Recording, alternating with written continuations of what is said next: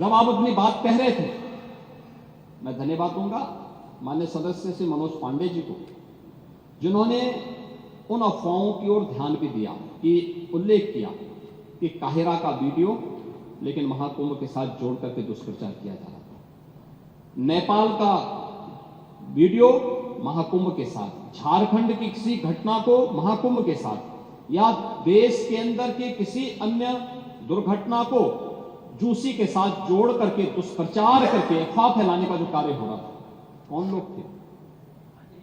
और इसीलिए मैं कहना चाहूंगा कि बड़ा हसीन है इनकी जवान का जादू, लगा के आग बहारों की बात करते हैं। जिन्होंने रात में चुन चुन के बस्तियों को लूटा, वही नसीबों के मारों की बात करते हैं।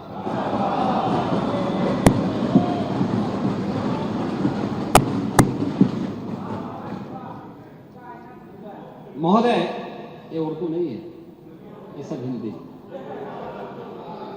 आपको मैं बताना चाहता हूं, आपको मैं एक और बात बताना चाहता हूं, जो भी नेता प्रतिपक्ष कह रहे थे। जब उत्तर प्रदेश की स्थानीय बोलियों को इस सदन में महत्व मिला, उनके द्वारा कहा जा रहा था, उन्होंने विरोध किया था। ठीक उनकी सोच है, ये समाजवादी संस्कार भी है कि हर अच्छे कार्य का विरोध करना है, हर अच्छे कार्य का विरोध करना है। उन्होंने कहा कि हिंदी इस सदन की भाषा है, तो हिंदी को तो हटाया नहीं।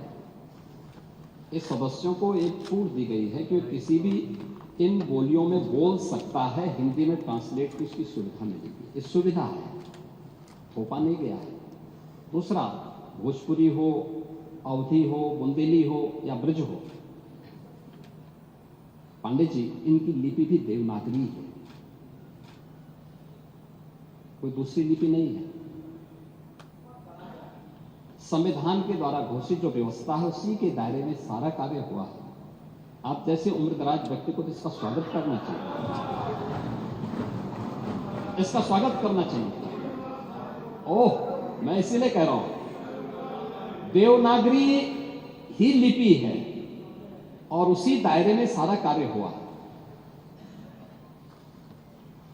और इसीलिए मैं आपके संज्ञान में लाना चाहूंगा कि ये जो कार्य है, इस कार्य के साथ हमें उसी सकारात्मक भाव के साथ जुड़ना चाहिए। मैं आपके विरोध को कभी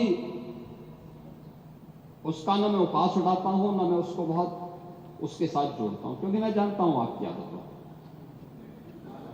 को। मुझे मालूम है आप लोगों के बारे में एक मान्यता ये भी है, मजबूरी भी है, और आपके बारे में मान्यता भी है कि आज के समाजवादियों के बारे में, तो जिस थाली में खाते हैं उसमें छेद करके फिर जाते हैं। और ये जो आप लोगों के बारे में मान्यता है, उसी के बारे में मैं आपसे कहना चाहूंगा कि महोदय, जब हम महाकुंभ के बारे में चर्चा कर रहे हैं और ये आयोजन, नहीं आपके बारे में इसीलिए बोल रहा हूं, मैं आऊंगा उस पर भी, मैं उस पर भी आऊंगा भी, उस पर भी मैं आ रहा हूं। जब एक महाकुंभ का विरोध पहले दिन से कर रहे थे, महोदय, मैं एक एक करके इनके बयानों को यहां पे उद्धृत करना चाहूंगा, और पिछले सदन में भी मैं याद दिलाना चाहूंगा, जब हम लोग यहां पे इसी सदन में आए थे तो महाकुंभ पे चर्चा, उस समय महाकुंभ की तैयारियां चल रही थी और चर्चा के लिए एक दिन निश्चित किया गया था। आप लोगों ने सदन नहीं चलने दिया, सदन नहीं चलने दिया। अच्छा होता महाकुंभ के पहले सदन में पूरे दिन भर की चर्चा होती, हम उस व्यवस्था के बारे में चर्चा करते, आपके अनुभव का लाभ लेते, लेकिन आपने चर्चा नहीं होने दी। लेकिन पहले दिन से ये चर्चा, पहले दिन से ये अफवाह और इस प्रकार का दुष्प्रचार आपके द्वारा निरंतर होता रहा। आप याद करिए, समाजवादी पार्टी के राष्ट्रीय अध्यक्ष ने महाकुंभ आयोजन के पहले इस बारे में कहना शुरू किया कि साहब, इतना पैसा और इतना विस्तार देने की आवश्यकता क्या है। उनका बयान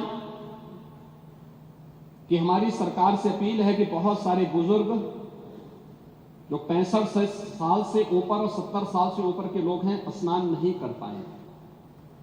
उसके बाद फिर उनके बयान आए जब शुरू हो गया। फिर लगातार अगर समाजवादी पार्टी के सोशल मीडिया हैंडल को देखें, वो आपके संस्कारों के अनुसार ही भाषा का प्रयोग भी करते हैं और जिस प्रकार की भाषा का उसमें प्रयोग किया जाता है, मुझे लगता है किसी भी सभ्य सोसाइटी के लिए वो भाषा कभी शोभा नहीं देगी।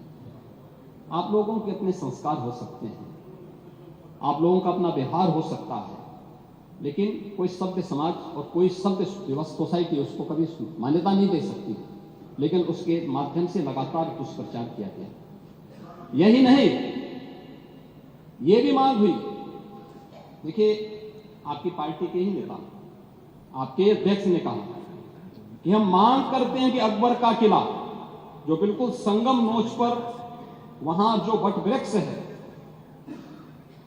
उसकी पूजा करते हैं। सरस्वती नदी भी वहीं से निकलती है।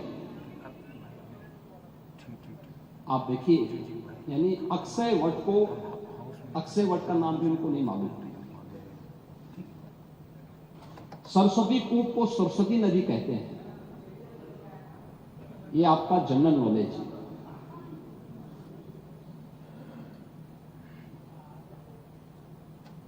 इन्होंने कहा महाकुंभ कोई शब्द नहीं, क्योंकि महाआयोजन के लिए बहुत सारा पैसा निकालना था, पैसे की बर्बादी करनी थी, इसलिए नाम भी इन्होंने महाआयोजन दिया।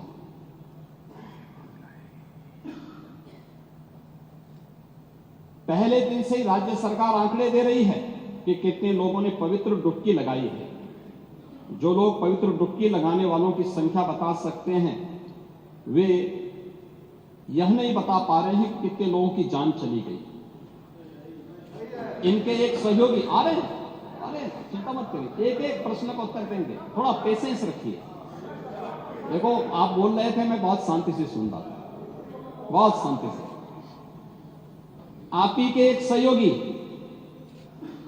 श्री लालू यादव जी कह रहे हैं, अरे ये सब कुंभ का क्या कोई मतलब है, फालतू का कुंभ है। यानी सनातन धर्म के इस महाआयोजन को फालतू उनको दिखाई देता है। और इनके एक और सहयोगी उससे भी 2 कदम आगे आकर के कहती हैं कि महाकुंभ मृत्यु कुंभ में बदल गया है। ये क्या है? ये क्या है? मल्लिकार्जुन खड़गे, कांग्रेस के नेता, अध्यक्ष, कहते हैं कुंभ भगदड़ में हजारों लोग मारे गए।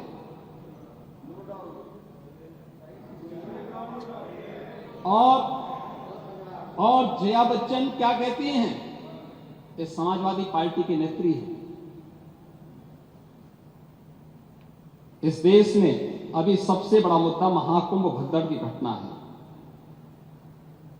उन मृतकों की सही संख्या बतानी चाहिए और जनता को सफाई देनी चाहिए।